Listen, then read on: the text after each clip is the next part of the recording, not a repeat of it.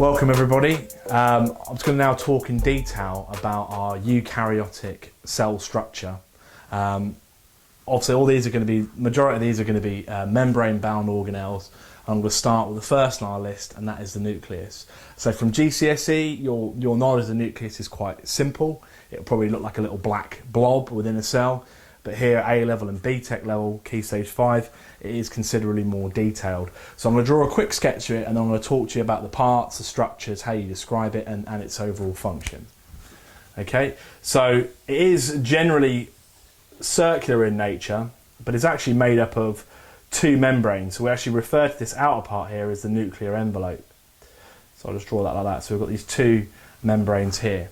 There are lots of little pores located on the surface, so if I just quickly mark those in, and they're going to be quite important, and I'll talk about those in a moment. Like that, that's how all the nuclear pores drawn in. We'll also often have a rather sort of darkish circle located in here called the nucleolus, and we'll have some of our DNA in here in the form of chromatin. Okay.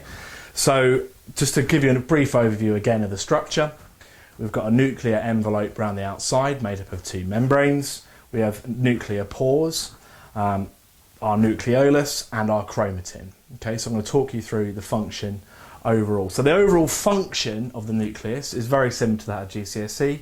It does control the function of the cell, and it contains the genetic information present in eukaryotic cells. But we can go a little bit deeper because we're now looking at Key Stage 5 level. So we'll start with our chromatin here. So the chromatin is basically mostly made of DNA, but it is also associated with proteins that we call histones, a bit like hair curlers. So you've got these sort of protein sort of rods like this, and our DNA is sort of wound around it to increase its ability to be stored within the cell. Most of the time when the cell's functioning, the DNA will look like this. Generally, if you look at it under the microscope, it will appear kind of fluffy in there. You won't actually see any chromosomes. So the chromosomes will only be visible during mitosis. Most of the time it will appear as that chromatin. The nucleolus itself, its general function is to produce ribosomes, which I'll talk about later on, and also to produce RNA as well. The nuclear pores allow the passage of ribosomes and mRNA out of the cell, and that's vital for protein synthesis, but all the DNA will remain inside the nucleus. So that's the nucleus done with. Let's move on to our next organelle, which is going to be the mitochondria. Let's have a quick cup of tea there. Cheeky that, cheeky. So I'll draw it out first and I'll discuss the properties. So we've got an outer membrane here, so sort of roughly kind of sausage shaped, I guess, rod-like, sometimes described like. And then we've got this inner membrane, which is heavily folded into these thin, almost little struts here, which are called the cristae. So I'm now drawing overall the inner mitochondrial membrane, but it's heavily folded into these structures that we call cristae, like this. Okay, so I'll just quickly sketch those in. It takes a little while to draw my mitochondria. So hopefully from GCSE you're already pretty familiar with what mitochondria do. They're the site of aerobic respiration, so they release all the energy for our cells. Now at higher level, at Key Stage 5, rather than saying simply energy released, these guys actually make our ATP, which is the energy currency in our cells. The ATP can then be broken down in the cells to release small amounts of energy. So let's look at again that structure. We've got that outer mitochondrial membrane, the inner mitochondrial membrane heavily folded in the form of cristae. But what else we've got in here is quite surprising. We've actually also got within the centre of the mitochondria, it's called the matrix. Now that's kind of like the cytoplasm of a cell. So it's almost like a little cell onto its own inside. But inside that matrix are ribosomes.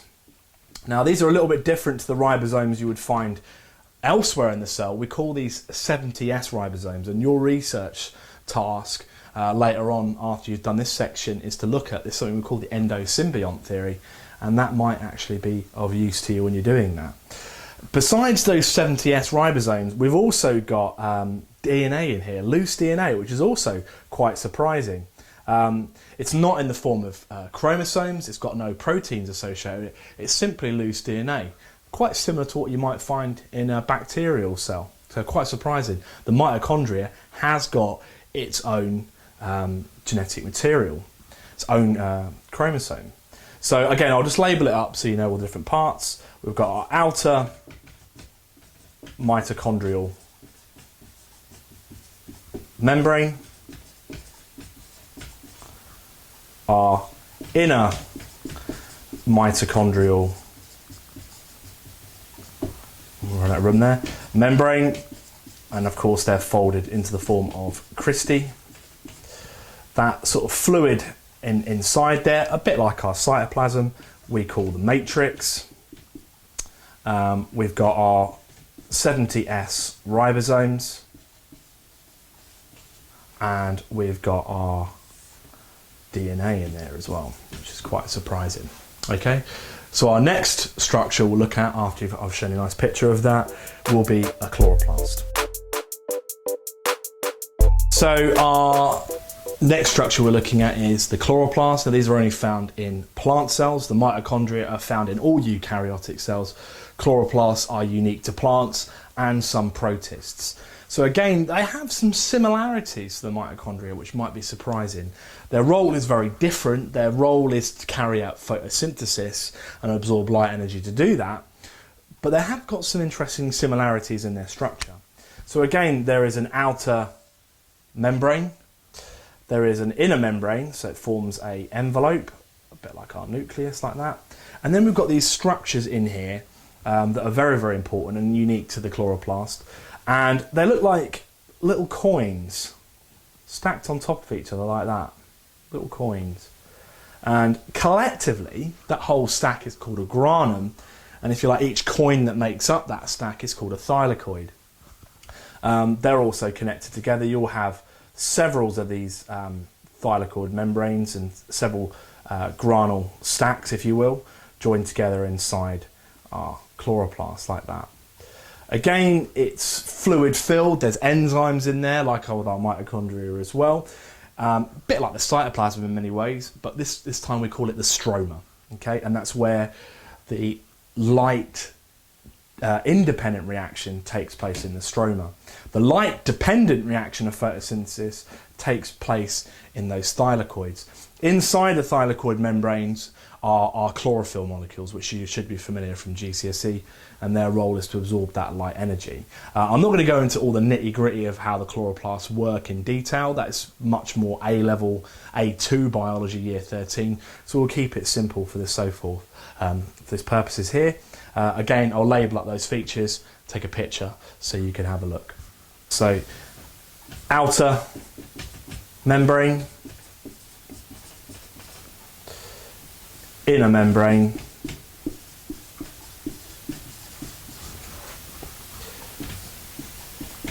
stroma, that whole stack's there of grana, made up of thylakoid. And actually I forgot, which is quite an important thing to forget, like our mitochondria, this guy also has 70S ribosomes and some DNA in there as well. So I'll label those on there while I'm at it. So our 70S ribosomes and our DNA. Okay, so that's the chloroplast. There's the old chloroplast, another cheeky sip now.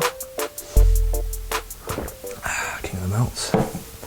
Right, okay, next one then. We've got our rough endoplasmic reticulum, or rough ER, that's fine to call it the rough ER. That's not a problem at all. Interesting structure, usually found near or close to the nucleus. So if I just do a very quick nucleus sketch there, I'm not going into the same detail as I did before. I will. There's the membrane there. So you often find the rough ER located near to the nucleus. And it's basically like a series of folded little sacs, like something like this would be probably appropriate little sketch. But what gives it the rough name is there are ribosomes embedded all the way around it. Now these are ATS ribosomes, which are found in eukaryotic cells. Now they're not restricted to the rough ER, but that's where you will find the majority of them. Sometimes you can find free ribosomes as well out there in the cytoplasm. So that's all nicely drawn in. So what's the function of our rough ER? Well, the rough ER is all about helping to package up and transport any of the proteins that have been synthesized by the ribosomes. It helps create a larger surface area for that purpose. So its role is pretty simple. So you might find small little vesicles that have been released. These are where those little sacs are pinched off, and any proteins made by the ribosomes will be located in those vesicles, and then they can then be transported off to another structure. While I'm at it, I will also draw up our smooth ER, because there's no real specific detail here in terms of labelling. Just be able to recognise that as the rough ER, these little sacs with those ATS ribosomes on them. The smooth ER, it looks superficially similar in terms of it's a series of sort of folded sacs like this, but it's smooth because it lacks any of those ribosomes embedded into it, hence that smooth name. Its role is primarily for the synthesis of lipids, fats, within the cell, and if you do AS biology, you will learn a lot more about the role of biological molecules like our lipids in that topic as well. Okay, so after we've had a little look at that one, I'll move on to our next structure. Right, so we'll have a look now at the Golgi body, or Golgi apparatus as it's sometimes called. I'm just going to write Golgi. Okay, so the Golgi, I guess superficially looks a little bit like a smooth ER, but is subtly different in appearance. Again, it's a series of sort of flattened sacs, but they will look like they're sort of stacked on top of each other like that. Okay, maybe another big one there as well.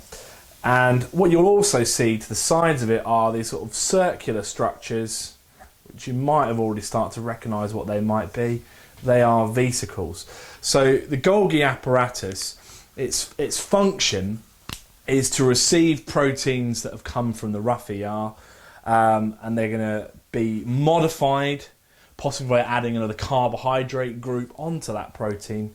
They modify them and then package them up into vesicles, whether they might be transported within the cell, or they might actually be passed up towards the cell surface membrane, where they can leave the cell by the process of exocytosis. So that might be enzymes or antibodies, whatever that may be, depending on the cell's function. So that's the Golgi body, or Golgi apparatus, in appearance and in function. So our next structure is lysosomes. There's not really a great deal to say in terms of their structure. They're just simply little membrane-bound sacs. You usually find these in animal cells, although some protists will have them as well. But what's interesting is what's inside. Now, you wouldn't be able to see any detail within inside these structures. You just see them as little kind of bubbles within the cell. But they're full of what we call hydrolytic enzymes. So they're designed to break down structures inside the cell. So if any structures like mitochondria eventually sort of break down and stop working, these lysosomes will fuse with the mitochondria and actually digest it, break it down into its components, so then they could be potentially rebuilt into other structures in the cell, like maybe more mitochondria. In white blood cells, in fact, they're so full of lysosomes, they have this very granular appearance. So a really high proportion of them in there. So any white blood cells, particularly the phagocytes that are engulfing any pathogens, these lysosomes will fuse with them and break them down, rendering them completely destroyed and harmless in our bodies. So that's our lysosomes. Okay, so our next structure here is the ribosome. Again, not a huge amount of detail visually to look at. They are actually in two halves. So effectively we have a larger subunit there and a smaller subunit at the bottom. So they can actually be completely fused together or separate, and their entire role inside our cells is to help synthesize proteins. So it's quite interesting. If you did separate science, you would have learned how mRNA created as a copy from our DNA will leave the nucleus, it'll arrive here at the ribosome, and then specific tRNA molecules will actually shuttle over our specific amino acids, and that will actually help to sequence our proteins in a very specific order. So that ensures things like hemoglobin are actually have the correct structure, then they will fold up and work in the way they need to. So that's our ribosomes, very, very important. They come in two types, like I've mentioned a few times earlier in the video. We've got our ATS ribosomes, which are found in eukaryotes, and our 70S ribosomes, which are found in prokaryotes, so the bacteria, but also interestingly in mitochondria and chloroplasts.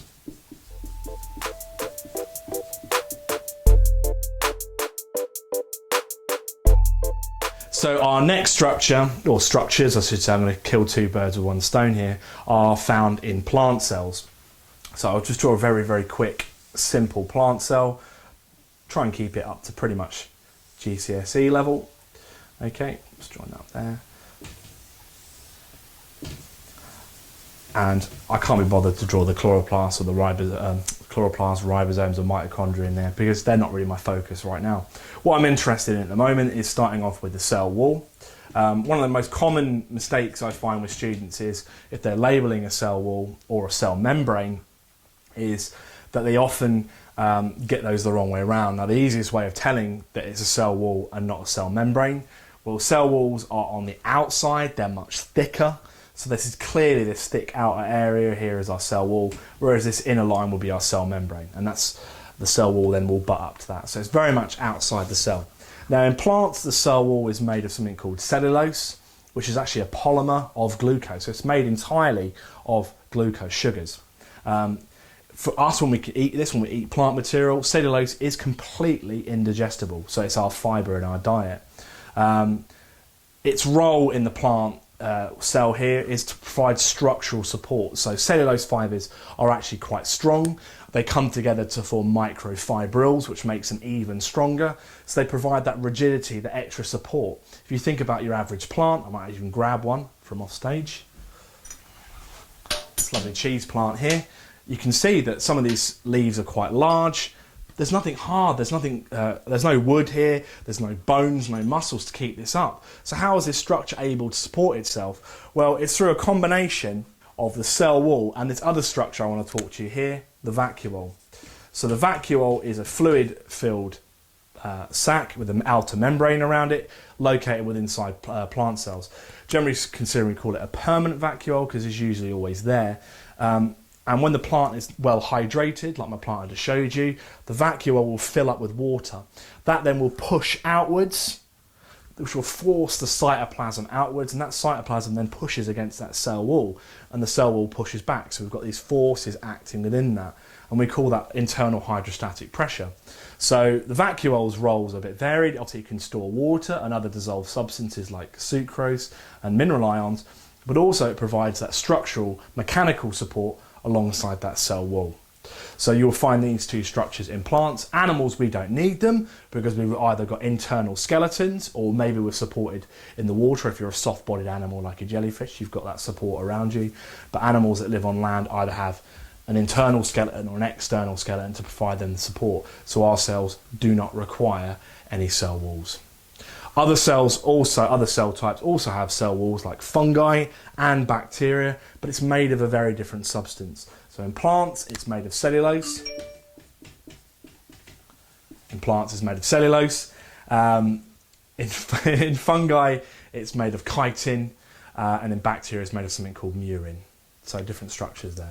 Okay, so that's our looking at all of our different cell structures in detail. Hopefully you can now write a nice little description of what they look like, some of the key parts, and their functions. And hopefully you can also draw some simple little sketches so you've got an idea of what these guys look at. After this video, I suggest you have a go at looking at that exam question I've put on the PDF or PowerPoint, whatever form you're looking at. So that'll hopefully test your knowledge of some of those cell parts. And then also there's a little research task that hopefully will keep you busy for a while. You can go into as much detail as you like about the endosymbiont theory. There's some nice videos on YouTube, but feel free to have a look as well online to find some good information. So Dr. P signing off. Stay safe, stay indoors, be responsible. Okay, one more sip of the tea before we go.